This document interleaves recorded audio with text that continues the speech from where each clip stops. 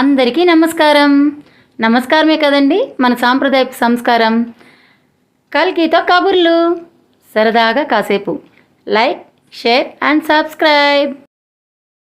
తిరుపతిలోని శ్రీ కన్యకాపరమేశ్వరి ఆలయంలో శుక్రవారం జూలై 12వ తారీఖున వారాహి వ్రతం కన్నుల పండుగగా జరిగింది. కన్యకాపరమేశ్వరి దేవస్థానం పాలక మండలి మరియు వాసవి ఉమెన్స్ అసోసియేషన్ సంయుక్తంగా ఏర్పాటు చేసిన వ్రతానికి మగువలందరూ మంచి మనసుతో తమకు పసుపు కుంకుమలు ప్రసాదించమని పచ్చని చీరలతో వరాల నొసగే వాసవిమాత, విజయాల నొసగే వారాహి మాతలను పూజించడానికి ఆలయానికి చేరుకొని వ్రతం చేసుకున్నారు. శుక్రవారం వాసవి జన్మ నక్షత్రమైన ఉత్తర నక్షత్రం, వారాహి నవరాత్రుల్లో 7వ రోజు, ఆషాఢ మాసం సందర్భంగా గోరింటాకు పండుగ, దీపలక్ష్మి పూజలు భక్తి శ్రద్ధలతో అంగరంగ వైభవంగా నిర్వహించారు.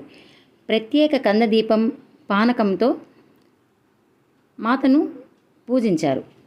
వారాహి మాత దుర్గాదేవి శక్తి రూపాలలో ఒకరు. ఆమెను సప్త మాతృకలలో ఒకరుగా, దశ మహావిద్యలలో ఒకరుగా కొలుస్తారు.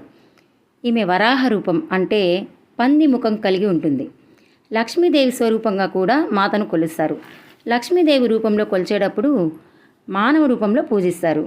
వారాహి మాతను ఆరాధిస్తే జీవితంలో శత్రుభయం ఉండదు, అపార జ్ఞానం సిద్ధించి కుండలిని శక్తి జాగృతమవుతుంది. జీవితంలో ఎదురయ్యే అడ్డంకులన్నీ తొలగి భూమికి సంబంధించిన సమస్యలు విజయవంతం వరిస్తుంది. దేవి మహత్యం ప్రకారం రక్తబీజుడు అనే రాక్షస సంహారం కోసం దుర్గాదేవి రక్తబీజుడితో యుద్ధం చేసే ప్రక్రియలో రక్తబీజుడు ఒక్కొక్క రక్తం బొట్టు నేలపైన పడగానే అనేక రక్తబీజులు పుట్టుకొస్తారు. అప్పుడు దుర్గాదేవి సప్తమాతృకలను సృష్టించి సప్తమాతృకలతో రక్తబీజుడిని అంతం చేసి అతని సేనను కూడా సంహరిస్తుంది. వామన పురాణం ప్రకారం సప్తమాతృకలు అమ్మవారి రూపమైన చండిక నుంచి ఉద్భవిస్తారు. వీపు భాగం వారాహిగా పుడుతుంది. ఈమె వాహనం గేదె. అయితే రక్తబీజుడి కథలో ఈమె వరాహ రూపంలో శవంపై కూర్చొని తన దంతాలతో రాక్షస సంహారం చేస్తుంది. ఈ శక్తి దుష్టశక్తులను అణచడానికే రూపొందించబడింది. వరాహి కవచం పారాయణ చేస్తే ఎంతటి కష్టమైన పనులైనా త్వరగా పూర్తయి విజయాన్ని ప్రసాదిస్తుంది. కాశీపట్టణ క్షేత్రపాలకురాలుగా వారాహిమాత భక్తులందరినీ రక్షిస్తుంది, ఆపదల నుండి ఆపుదుకుంటుంది. వారాహిదేవి రాత్రి సమయాల్లో నగర సంచారం చేసి తెల్లవారుజామున ఆలయానికి తిరిగి వస్తుంది. ఆలయంలో ఉదయం 4 గంటల నుంచి 7 గంటల వరకు మాత్రమే అమ్మవారి దర్శనం ఉంటుంది. వారాహిమాతను నేరుగా చూడలేం. మాత భూగృహంలో కొలువై ఉంటుంది. ఆలయ పైకప్పులో ఉన్న 2 రంధ్రాల ద్వారా ఒక్క రంధ్రంలో అమ్మవారి ముఖం, మరో రంధ్రంలో అమ్మవారి పాదాలు మాత్రమే దర్శించగలం. అందరికీ అమ్మవారి దయా, కరుణా కటాక్షాలు ఉండాలని కోరుకుంటూ మగువలందరూ సామూహికంగా వారాహి వ్రతాన్ని వాసవి ఆలయంలో ఆలయ ప్రధాన అర్చకులు నరసింహస్వామి గారి ఆధ్వర్యంలో సంకల్పం చేసుకుని వారాహి వ్రతం భక్తి శ్రద్ధలతో వారాహిమాత అష్టోత్తరం, మూలమంత్రం, హారతులతో పూజలు చేశారు. వారాహి వ్రతంలో నేను ఆచరించిన పూజా పళ్ళం ఇదిగోనండి. తొలి పూజలు అందుకొని విఘ్నాలను తొలగించే వినాయకుడిని పసుపు గణపతి రూపంలో ప్రార్థించి పూజలు మొదలుపెట్టాము.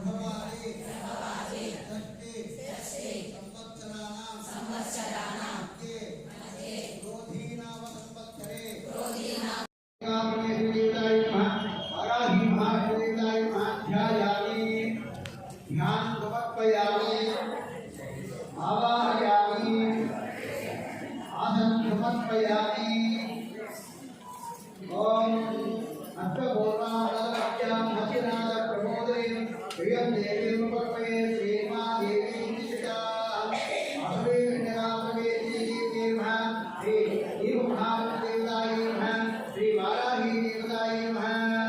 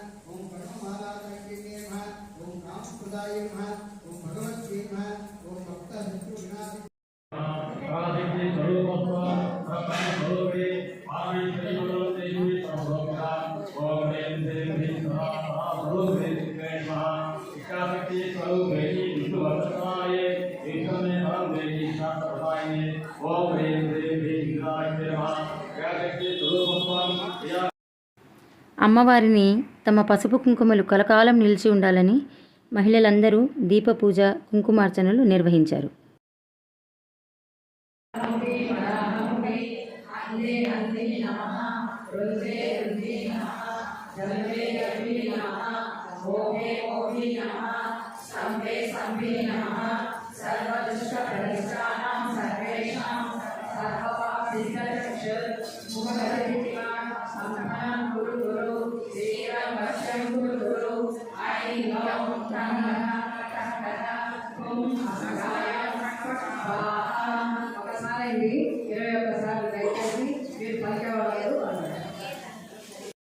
నమో భగవతే వాతాళి వాతాళి వారాహి వారాహి వరాహముఖి వరాహముఖి అందే అందిని నమః రుందే రుందిని నమః జంబే జంబిని నమః మోహే మోహిని నమః స్తంభే స్తంభిని నమః సర్వైష్ట ప్రతిష్టానాం సర్వేషాం సర్వవాక్ సిద్ధచక్షు వార్తాళి వార్తాళి వారాహి వారాహి వరాహముఖి వరాహముఖి అందే అందిని నమః రుందే రుందిని నమః జంబే జంబిని నమః మోహే మోహిని నమః స్తంభే స్తంభిని నమః సర్వదుష్ట ప్రతిష్టానాం సర్వేషాం సర్వవాక్ సిద్ధ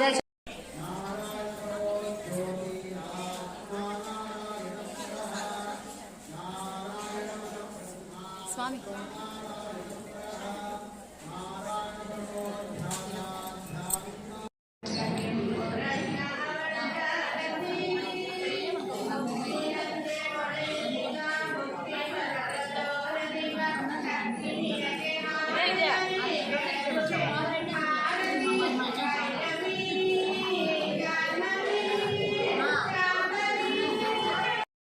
వారాహిమాత వ్రతం అనంతరం తీర్థప్రసాదాలతో పాటు ఆషాఢం గోరింటాకు పండుగ చేసిన గోరింటాకును మగువలందరికీ పంచిపెట్టారు.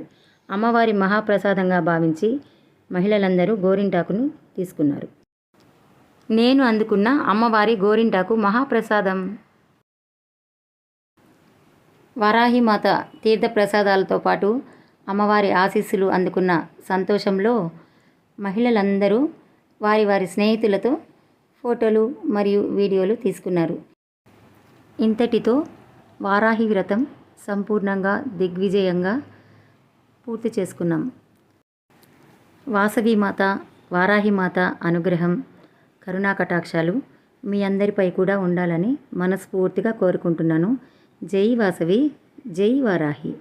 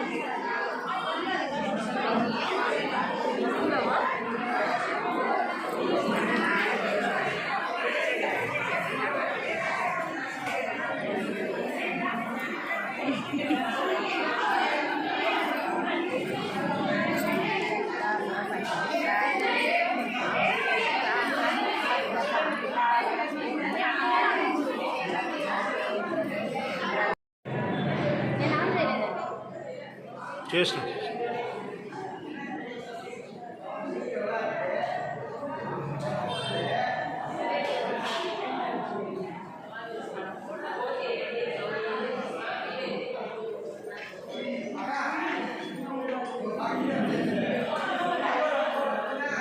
అండి, ఈరోజు మనము శుక్రవారము వాసవి అమ్మవారి జన్మ నక్షత్రమైన ఉత్తర నక్షత్రము, అలాగే వారాహి నవరాత్రుల సందర్భంగా మన శ్రీ కనికా పరమేశ్వరి ఆలయంలో వారాహి వ్రతం చేసుకున్నాం కదా. ఆ వ్రతానికి సంబంధించి వ్రతం అయిపోయిన తర్వాత గోరింటాకు పండుగ కూడా చేసుకున్నాం. ఆషాఢంలో అతివలందరూ గోరింటాకు పెట్టుకుంటే చాలా శుభకరమని మన శాస్త్రాలు చెప్తున్నాయి కదా.